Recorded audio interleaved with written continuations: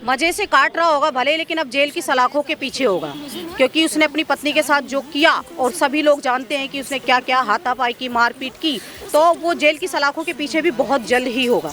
बिल्कुल लगेंगे जूते डेफिनेटली। और अगर वो ऐसी पब्लिक प्लेस पे आ गए तो किसी ने भी डॉक्टर अम्बेडकर की बात की, वहीं खड़े हो गए उसको सपोर्ट करने लगे। किसी ने भी मान्यवर काशीराम की बात की, वहीं खड़े हो गए उसको सपोर्ट करने। अरे अपने दिमाग से सोचो, बाबा साहेब ने हमको शिक्षा का राइट दिया, हमको पढ़ने की, हमको बोलने की, हर चीज़ की हमको आज़ादी दी। क्या हम अपनी बुद्धि से सोच नहीं सकते कि पहले तो चलो हमारे पास राइट नहीं था, सोचने समझने की बुद्धि इतनी विकसित नहीं हुई, लेकिन आज हमारे पास शिक्षा है, तो शिक्षा से क्या हम सोच नहीं सकते कि हमको किस व्यक्ति का साथ देना चाहिए और किस व्यक्ति का साथ नहीं देना चाहिए। पूनम जी, जो विवेक बिंद्रा हैं वो मोटिवेशनल स्पीकर हैं, लल्लन टॉप पे कह रहे हैं कि शूद्रों को नेता मत बनाइए आप।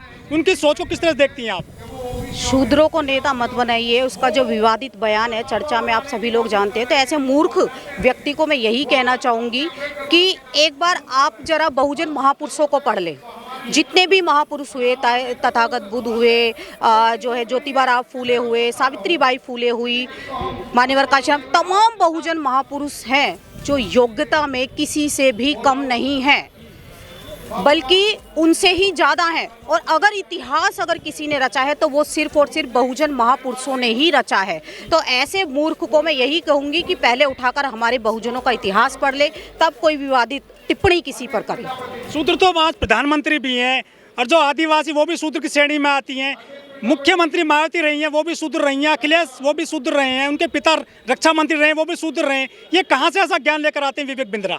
क्योंकि वो मानसिक रूप से गुलाम है ना। चाहे आप राष्ट्रपति को देख लीजिए, चाहे वो अखिलेश या जो भी रहे हो ओबीसी के, आप देख सकते हो कि वो मानसिक रूप से गुलाम रहे हैं।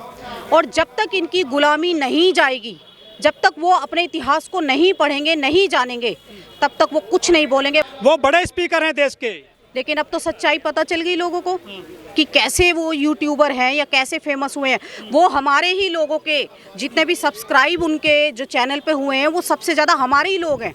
हमारे ही लोगों ने उनको इतना बड़ा बना दिया है। तो मैं अपने बहुजन समाज से यही कहना चाहती हूँ कि किसी के पीछे ऐसे ही मत भाग जाओ, क्योंकि हमारा जो बहुजन समाज है वो भोला भाला समाज है। बाबा साहेब ने एक बात कही थी कि इन मनुवादियों ने मुझे मिट्टी में दबाने की बहुत कोशिश की, लेकिन वो ये नहीं जानते थे कि मैं बीज हूँ, और जब बीज होता है वो फिर जब बढ़ता है तो फिर दुगनी यानी एक विशाल रूप धारण कर लेता है।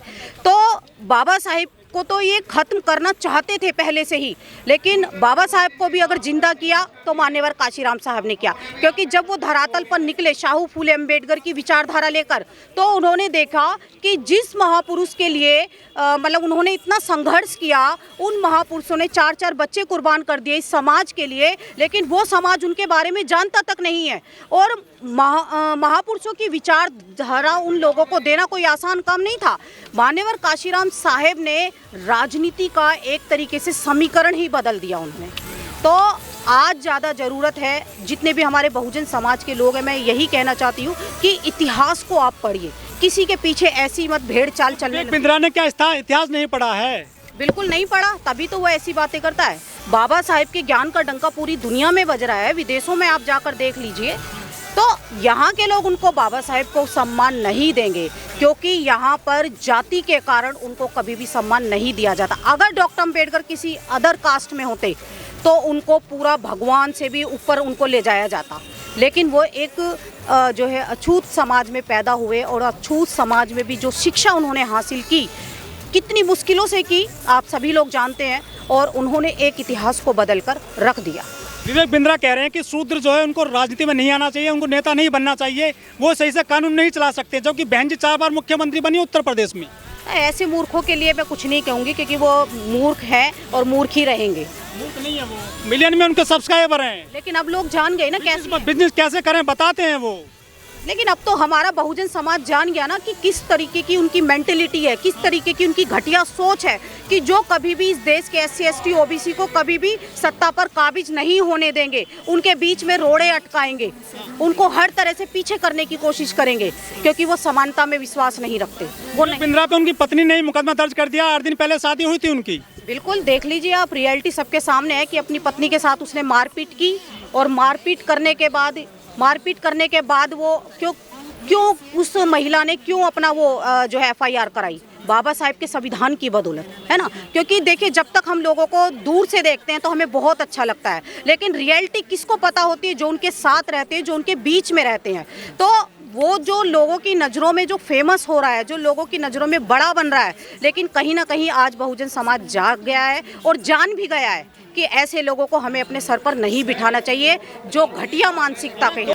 लेकिन लाखों की करोड़ों की आबादी है, शूद्रों की कोई एफआईआर नहीं करा पाया अभी तक उसके खिलाफ में। इतना बड़ा उसने अपमान किया शूद्रों का। वो मैं वही बोल रही हूँ कि कहीं ना कहीं लोग मानसिक रूप से गुलाम हैं। उनको आज भी नहीं पता कि सही क्या है, गलत क्या है। आज भी वो भेड़ चाल चल रहे हैं, लकीर के फकीर बन रहे हैं। जो भी आया, जिसने मीठी मीठी बातें की, उसके पीछे चल दिए।